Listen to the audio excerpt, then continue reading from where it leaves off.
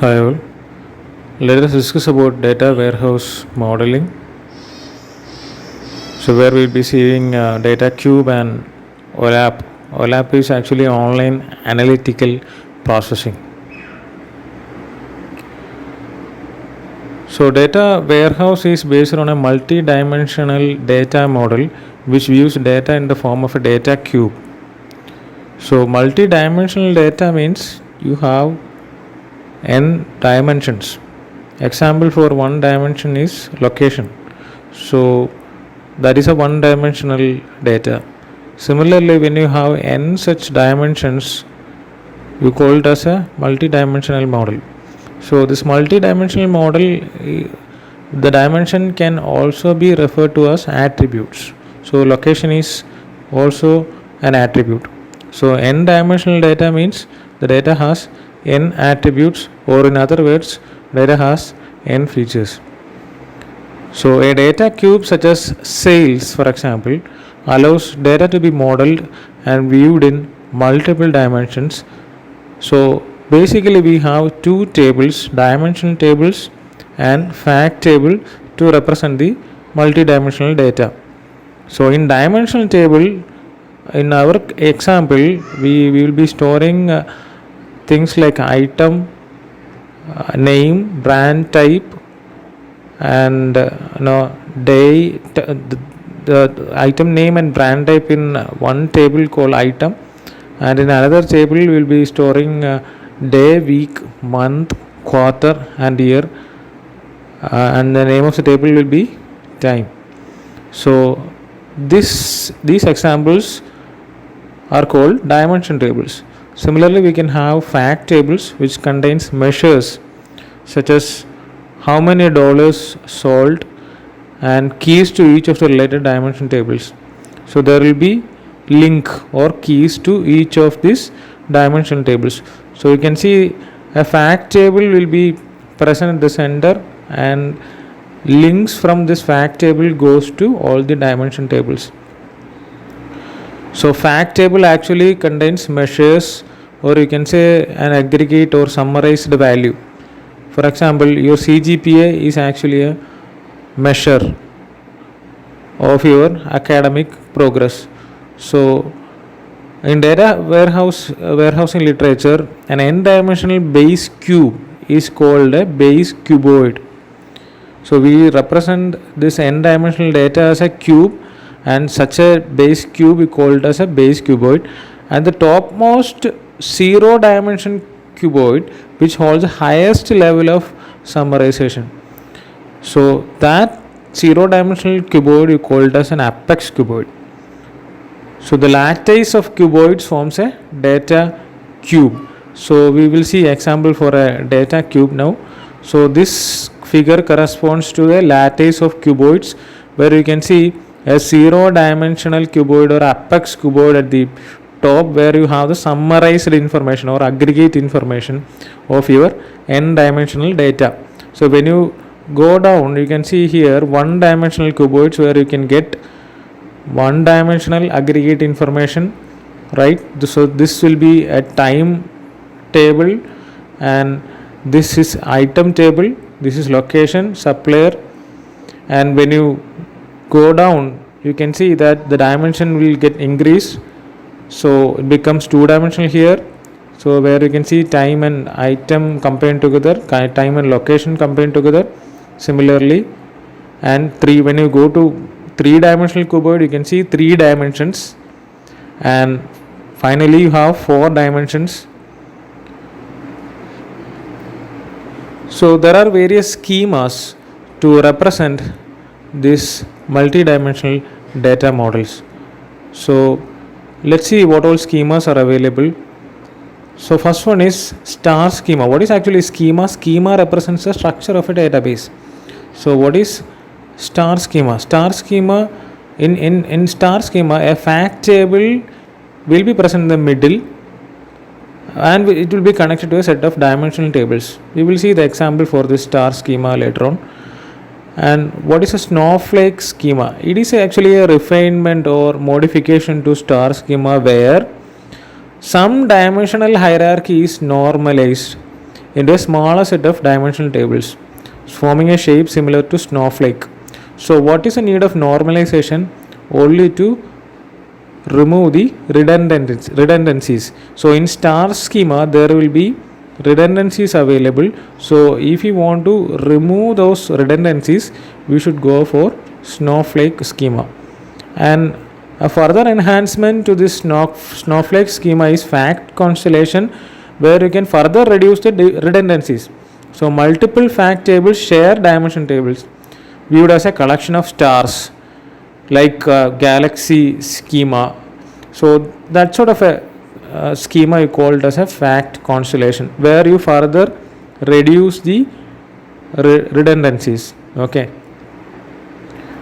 So this is an example for a star schema, where you have sales fact table located at the center, and all these tables, item, location, branch, time, all those things are dimension tables. All these 4 tables you can call it as dimensional table. This green colored one, this I don't know which color it is, orange or pink, whatever it is, and again yellow, somewhat yellow, right, or ivory or whatever it is, and this blue one. So 4 tables are the dimensional tables, and the table situated at the center is the fact table. So from the fact table you will get the aggregate or summarized information, like how many number of units sold, how many dollars sold, average sales, etc. So this sort of summarized or aggregate information you can get from the sales fact table. So let's see the modification to the star schema, that is snowflake schema, where you can see the same fact table, sales fact table located at the center, and you can see further normalization or a partial normalization has been done to this fact table. What is the purpose? Again, to reduce the redundancies. So this item key, it is again linked to another dimension table item, same as the star schema, but here you can see that a supplier key is again broken down into another relation or table, where it stores the information of supplier, where supplier will be having a supplier key as well as supplier type. So what if this information, or what if this relation is not broken down? So all this information about the supplier type will be present in the item table itself. That means redundancy will be there. So to avoid or to reduce that redundancy, we go for a new relation like this. Similarly, here you can see location. So location, in case of location dimension table, you can see a city key attribute, that is again broken down into another relation, where the relation is called city. There you can see city key, city, state or province and country. So imagine if this table was not there, like in case of a star schema. So this all the city information like city, state, country will be repeated here, right? So that redundancy can be avoided by constructing a new dimensional table for this city. You can see you can do this same normalization, or you can apply the same normalization to remaining dimension table also, then it becomes a snowflake schema. So finally you have fact constellation. What is a modification? You can see some of the information are shared between the dimension tables. So you can see this time key is shared, that is present in the shipping fact table, right?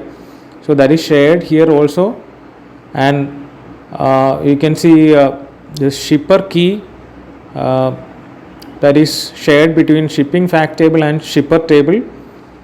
So some of the information are shared among various fact tables. So again you can reduce the redundancies. So that's the reason why you go for this fact constellation. So this is a concept hierarchy explanation. So when you have an n-dimensional cube representing your n-dimensional data, at the top you can see all the available information summarized, right? Then when you go below, you can see the region wise information. This is example for the location, right? So when you go down you can see country wise information, again city wise and office wise information. So when you consider sales volume as a function of product, month and region, you can have this sort of information where industry wise, category wise and product wise, also region, again region wise, country wise, city wise and office wise. So when you are at the top level, you can have the summary or aggregate information. When you go down, you further break the relations, right? So you get the here in case of this, you get the category wise information, again you get the product wise information. So this is again another example for a data cube.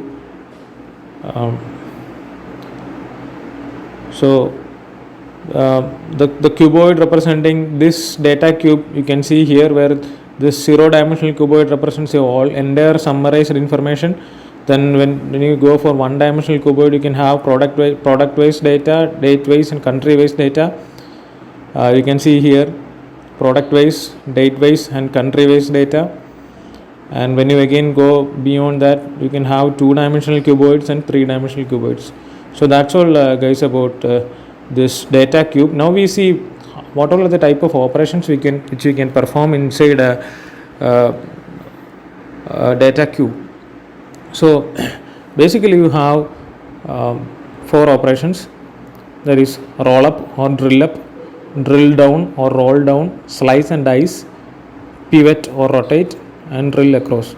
So in case of roll up operation, it actually summarizes the data by climbing up the hierarchy or by dimension reduction. So dimension reduction actually happens in case of roll up. So here when you go up, when you reach the 0-dimension cuboid, you can see that you are performing a roll up operation where you will get the summarized information, where actually dimension reduction happens. The exactly opposite of what roll up happens in case of drill down or roll down, where you can see from higher level summary to lower level summary or detailed data or introducing new dimensions. So then in addition to this roll up and drill down operation,